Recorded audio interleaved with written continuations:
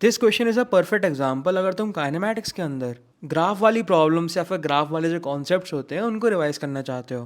Question के अंदर अपन को एक्सेलरेशन और टाइम का ग्राफ दिया हुआ है और एक कंडीशन दी है कि initial and final velocities are same. तो अपन से वो टाइम पूछा है कि कब ये कंडीशन ट्रू हो जाएगी।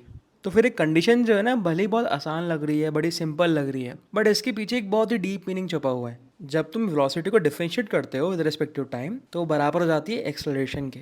अब अगर अपन dt वाले टर्म को राइट हैंड साइड ले जाते हैं एंड इसको पूरा इंटीग्रेट कर देते हैं by putting proper limit from initial velocity to final velocity, then you will find कि जो लेफ्ट हैंड साइड है ना वो जीरो के बराबर हो गई। दैट मीन्स ये जो राइट हैंड साइड वाला इंटीग्रेशन है, जो t इनिशियल से t फाइनल तक होना चाहिए, ये जीरो के बराबर होना चाहिए। एंड इसी इंटीग्रेशन को अपन लिंक करते हैं ग्राफ के साथ। सपोज हमारे पास एक्सेलरेशन और टाइम का ग्राफ दिया हुआ है, तो इस particular interval t initial to t final उस ग्राफ का area under the curve zero होना चाहिए।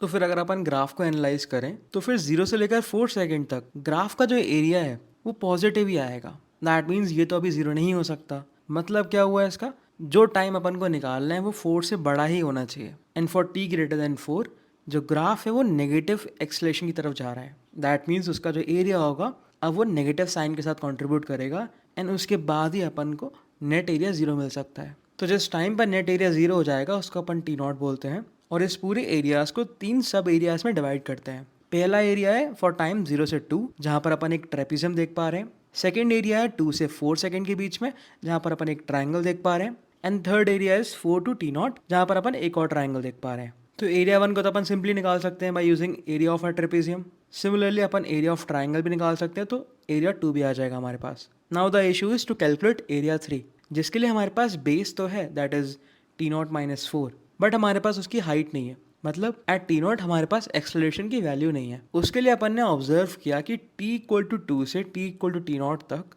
जो हमारा एरिया है उसकी स्लोप चेंज नहीं हो रही। तो अपन क्या करेंगे, 4 के beyond from left side and right side दोनों का स्लोप का फॉर्मूला लिखेंगे एंड उसको बराबर कर देंगे। तो यहाँ से हमारे पास ए नॉट की वैल्यू निकल कर आ जाएगी। एंड देन फाइनली हमारे पास उस थर्ड ट्राइंगल का एरिया आ जाएगा in terms of T naught. अब अपन क्या करेंगे, area 1 plus area 2 will be equal to area 3। तो यहाँ से हमारे पास एक क्वाड्रेटिक बनती है टी नॉट के टर्म्स में। उसको अगर तुम सॉल्व करोगे तो तुम्हारे पास दो वैल्यूज निकल कर आएंगी। एक वैल्यू हो जाएगी हमारी t इक्वल टू 7 एंड एक वैल्यू हो जाएगी हमारी t equal to 1।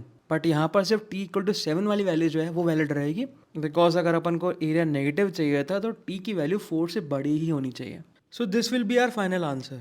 All right, अब अगर तुम एक एडवांस लेवल प्रॉब्लम को सॉल्व करने में स्ट्रगल करते हो, उन प्रॉब्लम को सॉल्व करने में जो आइडियाज़ यूज़ होते हैं वो तुम्हारे दिमाग में नहीं आ पाते और तुम्हारे कॉन्सेप्ट्स के अंडरस्टैंडिंग में बहुत ज़्यादा लैग्स हैं, then you should definitely check out our SO60 course, जिसका लिंक डिस्क्रिप्शन में मेंशन्ड है, जहाँ पर हम बच्चों के इन्हीं इश्यूज़ को सॉल्व करते हैं by doing hard core problem solving. All right, इस वीडियो को यहीं पर एंड करते हैं और मिलते हैं फिर एक और वीडियो के साथ।